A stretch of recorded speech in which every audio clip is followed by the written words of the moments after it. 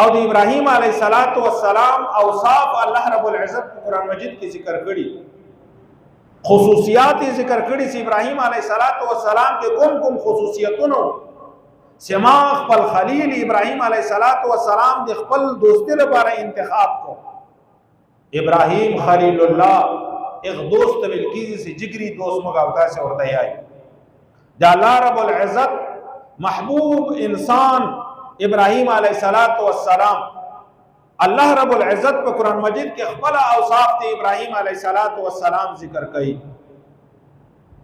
بیا ابراهیم علیه السلام سے په زندگی کې کوم کارونه کړی دي، په دغه امت باندې الله رب العزت هغه کارونه لازم کړي. د حج اکثر ارکان ابراهیم علیه السلام او د ابراهیم علیه السلام خاندان کړي دي، او دغه الله رب العزت ته دومره محبوب دي هغه اعمال چې دغه امت د حج د ادا کولو لپاره د الله رب العزت له جانب نه حکم د دغه افعال وکوي. کوم چې ابراهیم علیه السلام کړي، طواف ابراهیم علیه السلام کړي، صفا مروه کې ابراهیم علیه السلام بیبي حضرت هاجر رضی الله تعالی عنها منډه کړي دي. اے د نبی علیہ السلام امت ته په دغه لار باندې زی سے په کومه باندې د ابراهیم علیه السلام خاندان تللی. الله رب العزت ابراهیم علیه السلام ته کوم اوصاف ورکړي، قرآن مجید دغه اوصاف او تذکرہ کوي. الله رب العزت قرآن مجید کې فرمایي ما کان ابراهیم یهودیا ولا نصرانیا ولکن کان حنیفا مسلما یکسو. پس خلار باندې روان دی الله رب العزت طرف ته متوجه. بس یهود او نصاراو دغه دعوه کوله، یهود او ویل سي ابراهیم علیه السلام یهودي، نصاراو دغه دعوه کوله سي ابراهیم علیه السلام نصرانی. الله رب العزت فیصله وکړه چې نه ابراهیم علیه السلام یهودي او نصرانی او نصرانیت او یهودیت دا خو د ابراهیم علیه السلام نو وروسته راغلي. ابراهیم علیه السلام کان حنیفا مسلما یکسو دی الله رب العزت په دین باندې سخت روان. است ابراهیم علیه السلام په مذهب کې بل خبره نه و، خالص دی الله رب العزت په دین باندې دی الله رب العزت په خبره باندې روان. الله رب العزت ته تسلیم خم کړی. بل وصف دی ابراهیم علیه السلام الله رب العزت ذکر کړی د شرک نه بیزار وو. ابراهیم علیه السلام له شرک نه ډیر لږ مشرکانو به دغه دعوه کوله چې دا ابراهیم علیه السلام هم شرک کاوه. ولې پلار آزری مشرک، پلار آزری تجارت کاوه.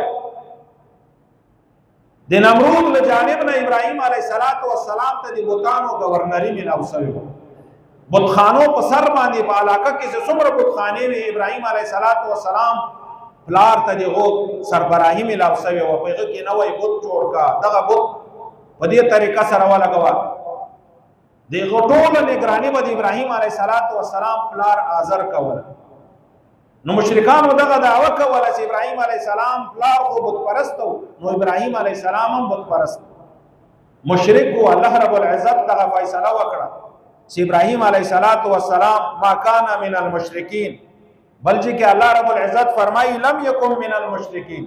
ابراہیم علیہ السلام دے مشرکان و نو توحید پرستو پا اللہ رب العزت وحدانیت پا دے ایمان او شرک دغا دے اللہ رب العزت لو گناہو کی ترطول لو گناہ او لو ظلم دے سی دے اللہ رب العزت سرسوک انسان دے اللہ رب العزت پا ذات او صفات کی سوک شرک گئی. ان الشرک لظلم عظیم. قرآن مجید کے خدای پاک فرمائی شرک عظیم گناہ دا، عظیم ظلم دا سی دین لوی ظلم بلنس. او اللہ رب العزت فرمائی ان اللہ لا یغفر ان یشرک به ویغفر ما دون ذلك. واحد شرک اغا عمل دا شرک اغا گناہ دا سی دا قابل معافی ندا. واحد دا شرک دا سی عمل دا سی اللہ رب العزت مشرک انسان تا معافی نہ کئی، ہر قسم گناہ معاف کئی، ولیکن واحد دغه شرک ته الله رب العزت دې مبارک فیصله کړي چې دا قابل معافی نه ده. شرک ډېر لوی ظلم ده. نو ابراهیم علیه السلام یو وصف دغه و چې دی شرک طرف ته نه مایل و یو نه به شرکیات کول. دغه اوصاف دی ابراهیم علیه السلام سے اللہ رب العزت قرآن مجید کی ذکر کړی دي. و دې کې حکم د سه اے امت نبی علیه السلام په دغه طریقه روان سره ک ابراهیم علیه السلام چې په کومه طریقه تللی دغه اوصاف دغه خصوصیات دغه کارونه بزان کې پیدا کا. کوم کارونه چې ابراهیم علیه السلام کې کوم صفاتونه چې ابراهیم علیه السلام کې دغه صفاتونه وزان کې پیدا کا. دغه صفاتونه د تا د پاره د کامیابی او د نجات ذریعہ ده. بل وصف د ابراهیم علیه السلام د خپل پلار سره باوجود د دې نه مشرک نرمی د خپل پلار سره په ادب ملاویدل د خپل پلار احترام د ابراهیم علیه السلام په زړه کې و. کله چې ابراهیم علیه السلام پلار مشرک ابراهیم علیه السلام ته نبوت ملاو سو ابراهیم علیه السلام ته حکم وسو چې خپل اهل و عیال خپل خاندان ته د توحید دعوت ورکړه. خپل علاقه کې د توحید دعوت وچلوه. ابراهیم علیه السلام خپل پلار ته وویل اے ابراهیم اے د ما پلار ته دغه عبادت د بوتانو ولي کوي؟ دغه عبادت د بوتانو خدا ته نه نفر رسولای سي نه تا ته ګټه رسولای سي.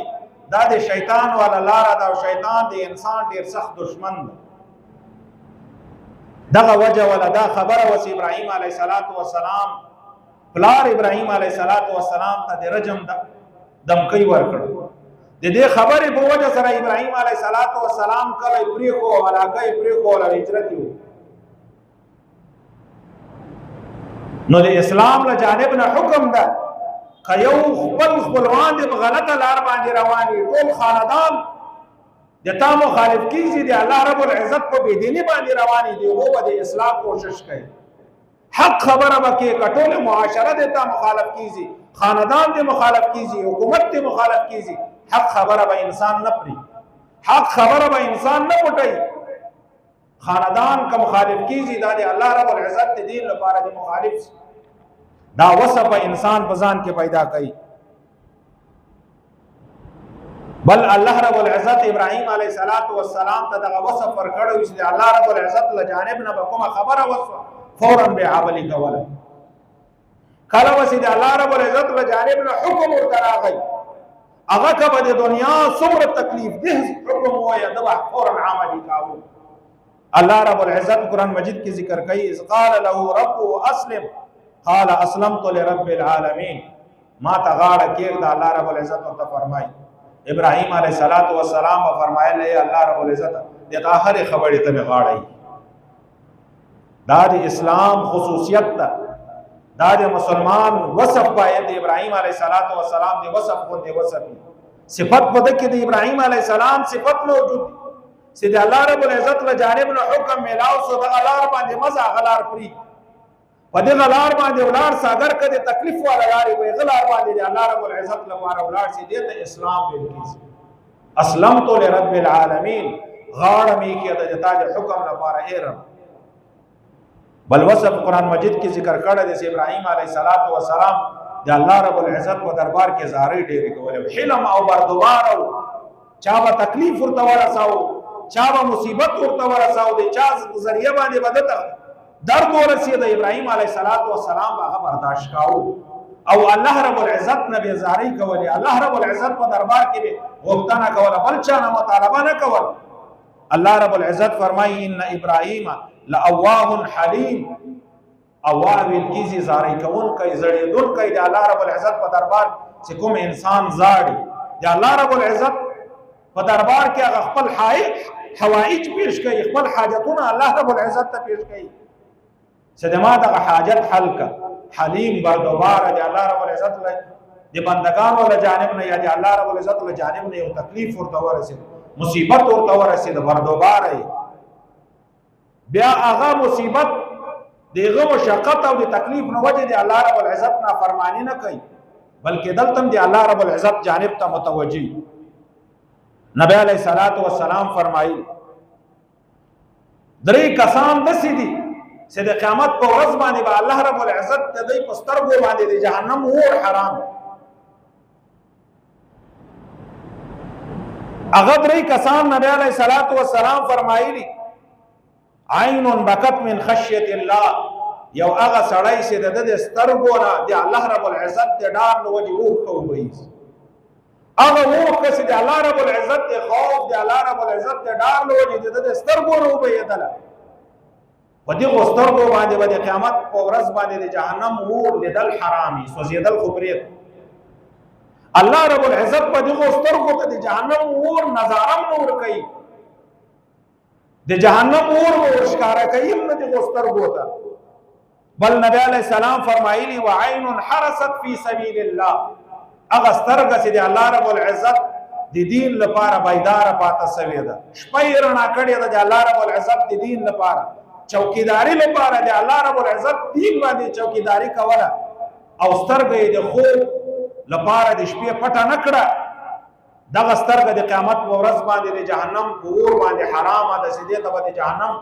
اور نسي ورښکاره کړی بل نبی علیہ الصلوۃ والسلام دریم کس ذکر کړی وعین غدت عن محارم الله هغه سترګه چې حرام شی د سترګې ته مخ ته ښکاره سه او دغه سترګه پټه کړه غیر محرمه ښځه مخ ته راغله د مخ په بل طرف واړاو حرام شی راغی دی هغه حرام شی ورخیستلی چې مخ یې په بل طرف تېر واړاو هر حرام شي نه د مخ واړاوی په دغه سترګه باندې د جهنم هغه اور حرام ده چې الله رب العزت به د قیامت په ورځ باندې دغه اور نه ښکاره کوي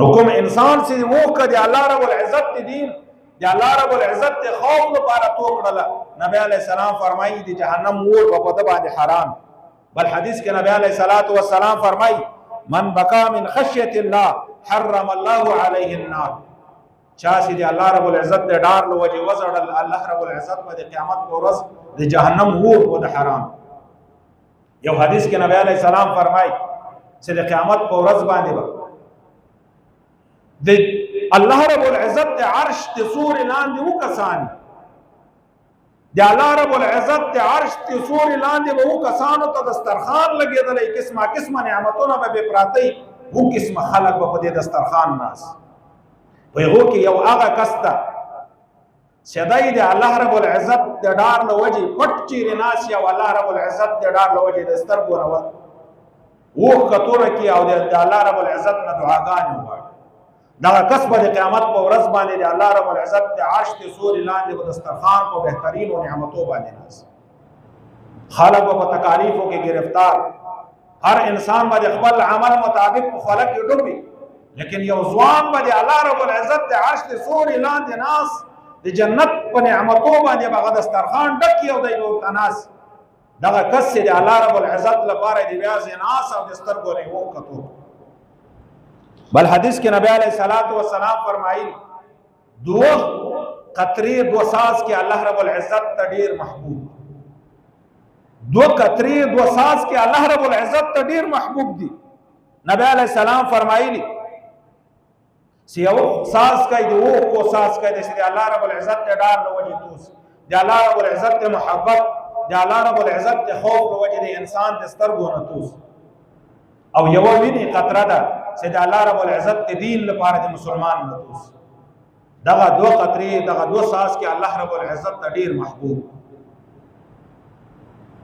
نو د الله رب العزت په دربار کې د خوف او د محبت له وجې زړه ساز کوي د اوښکو تویول دا الله رب العزت ته ډیر محبوب روایاتو کې راځي چې د جهنم اور د دنیا ټولې اوبه نسي مړ کولی د ټولې دنیا اور واخله په جهنم یې وغورځولې که د جهنم اور به ذره برابر کم نسي حرارت هغه گرمایش به ذره برابر کم نسي لیکن د یو مسلمان د سترګې یو ساز کوي د اوښکو چې کوم هغه حصه د دې مسلمان دغه د جهنم اور به ختم شي دومره الله رب العزت په دغه یو ساز کې د سترګو کې دومره طاقت دی ښیي چې د جهنم هغه حصه چې د یو مسلمان لپاره فیصله د جهنم سوي ده دغه حصه به الله رب العزت په دغه یو ساز کې سره ختم نبی علیہ الصلوۃ والسلام فرمایي سلور خيونه دسي دي چې په کوم انسان کې دغه سلور خيونه پیدا شو تر بدبخت انسان نس دغه انسان ډیر بدبخت انسان دا، دغه څلور علامې د بدبختی دي. کچیر دغه څلور خوونه په انسان کې پیدا سکو دي چې تر ما بدبخت سړی نست. نبی علیہ السلام فرمایي جمود العين د سترګو وچوالی چې د الله رب العزت د خوف او د ډار له وجې له سترګې نه چیرې ساس کوي نه ده توسوه. چیرې م یوه اوښکه د الله رب العزت د ډار له وجې نه ده توسوې پوه دې چې تر ما بدبخته سړی نشته. دا د پیغمبر علیه الصلاة والسلام د خولې خبره ده. بل نبی علیه الصلاة والسلام فرمایلي قساوة القلب د زړه سختوالی په چا باندې زړه نه بدېږي، زړه یې سخت دي، شدت یې په زړه کې، دغه د انسان د بدبختی علامه ده. دریم نبی علیه الصلاة والسلام ذکر کړی طول الامل، اوږده اوږده امیدونه. 80 کاله عمر ته د 200 کالو پروجیکټ شروع کړی، 2 کالو د 200 کالو د ځان لپاره نکلولې، دا به کم 200 کاله بعد. دا د انسان په بدبختی باندې علامت کې، دا علامه د دې ده. دغه اوږد امید بیا انسان نیک عمل ته نه پرېږدي. زه 100 کاله بعد به بیا توبه وباسم، اوس ګناهونه کا، اوس نیک عمل مه کا، څه وخت تېر شي بیا به په آخري عمر کې عمل وکړي. دا بدبختی ده، دا طول العمل، اوږد اوږد امیدونه سړی ساتي. بل نبی علیه الصلاة والسلام فرمایلي چې بدبختی څلورمه علامه حرص علی الدنیا، لالچ د دنیا د لالچي انسان، نه دین ته ګوري، نه شریعت ته ګوري، نه د الله رب العزت احکاماتو ته ګوري، بس دنیا وایي چې دماغ په دنیا پسې غورځېدلی. د الله رب العزت احکامات تر پښو لاندې کوي، د الله رب العزت دین تر پښو لاندې کوي، بېدیني کوي د دنیا ګټلو لپاره. نو دغه څلور خویونه نبی علیه الصلاة والسلام ذکر کړي چې دا د انسان لپاره د بدبختي علامه ده. نو د سترګو وچوالی، د سترګو نه اوښکه نه بهېدل، دا د انسان لپاره د هلاکت ذریعه ده. علما فرمایي که یو انسان د سترګو نه اوښکه نه هم بهیږي، لیکن هغه حلیه، هغه چهره، هغه مخ دې داسې جوړ کړي لکه د زړه، دا هم الله رب العزت په زړه کې دي. کوشش دې انسان وکړي چې کله خو یو ورځې د الله رب العزت د خوف په وجې، د الله رب العزت د محبت له وجې نه کله خو یو ساس کوي د سترګو نه توس چې د دغې بدبختي د علامې نه اوسي. بل د ابراهیم علیه الصلاة والسلام خصوصیت مهمان نواز و میلمه پاله ډیر و. ابراهیم علیه الصلاة والسلام میلمستیا الله رب العزت قرآن مجید کې ذکر کړي چې کله ابراهیم علیه الصلاة والسلام ته فرشتې راغلې خوشخبری سناو کولو دپاره چې تا ته به الله رب العزت اسحاق زوی درکړي. ابراهیم علیه الصلاة والسلام ته د انسانانو په شکل کې فرشتې راځي. پوښتنه ابراهیم علیه الصلاة والسلام ونه کړله چې تاسې څه شی خورئ څه شی نه خورئ، وږي یاستئ که مړۍ خوړلي. فورا ابراهیم علیه السلام ولاړ، یو خوسکی وی ورسره، هغه یې سور کوی، حلال یې کوی، سور یې کوی او پوخ یې کوی ورته رایې. لیکن الله رب العزت خو فرشتې د خوراک نه منزه پیدا کړي، پاک یې پیدا کړي. وروسته بیا ابراهیم علیه الصلاة والسلام ته فرشتو فرمایل چې موږ خو فرشتې د الله رب العزت له جانب نه تا ته د خوشخبري سناو کولو لپاره راغلي. او نبی علیه الصلاة والسلام هم فرمایلي من کان یؤمن بالله والیوم الاخر فلیکرم ضیفه. څوک چې د الله رب العزت باندې ایمان لري، په ورځ د آخرت باندې ایمان لري، د خپل میلمه دی عزت خپل میلمه دی د خپل استطاعت مطابق عزت او احترام وکړي. دغه مؤمن ده چې د خپل میلمه عزت او احترام وکړي د خپل استطاعت مطابق. دا نه ده چې دی میلمه ته ډېر خرچې وکړي او دی خپله باندې پوره وړی، خپله په کور کې دال پیسې نه لري او دی پسونه ورته پخوي. نه، شریعت حکم ده چې کوم شی په خپله خوري هغه میلمه ته مخته کړي. نو دا د شریعت حکم ده چې د میلمه په عزت او اکرام کې، او دا د ایمان علامه ده. ابراهیم علیه الصلاة والسلام کې دغه وصف په 8 درجه سره، کامله درجه سره موجود و. نو دا اوصاف دی ابراهیم علیه الصلاة والسلام چې الله رب العزت ته ورکړي. شکر گزار یا الله رب العزت شکر گزاری وکړه. څومره امتحانات په ابراهیم علیه السلام باندې راغلي، بار بار الله رب العزت ازموي، تکلیف ده امتحان الله رب العزت پر راوسته چې موږ د تاسو د برداشت هغه امتحانات بار باوجود د دې امتحاناتو نه به الله رب العزت شکریا ادا کول. نو محترم ورونو، د اسلام حکم د سی مسلمان دی د ابراهیم علیه الصلاة والسلام اوصاف په ځان کې پیدا کړي. نو سبا د ذوالحجې هغه اوله ورځ شروع کېدونکې ده. شریعت حکم کړی دی چې په دغو 10 ورځو کې د مسلمان ډېر د عباداتو خیال وساتي.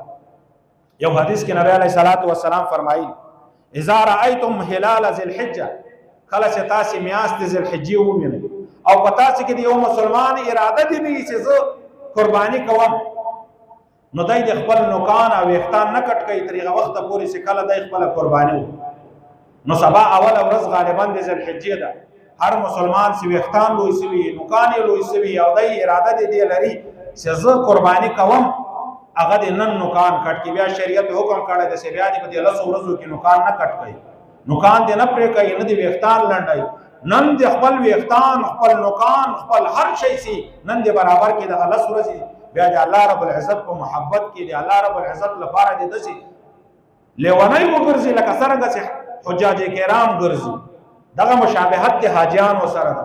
او کوم خلق سي د قرباني توفیق نه لري، علما فرمایي چې هغه د مشابهت اختیار کوي، غو لپاره مستحب ده چې نوکان دي د غلس ورځ نه کټ کوي، د غلس ورځ نه مخکې دي کټ. نو محترم ورونو د دغه افعال او د دغه اوصاف او چې الله رب العزت ابراهیم علیه السلام ته ورکړي، باید موږ تاسو ډیر په خاص خصوصیت سره دی او خیال وساتو او دغه اوصاف په ځان کې پیدا کو. الله رب العزت او الماته بیا تاسو ټول ته په دې خبرو باندې عمل کولو توفیق راکړي. وما علینا الا البلاغ.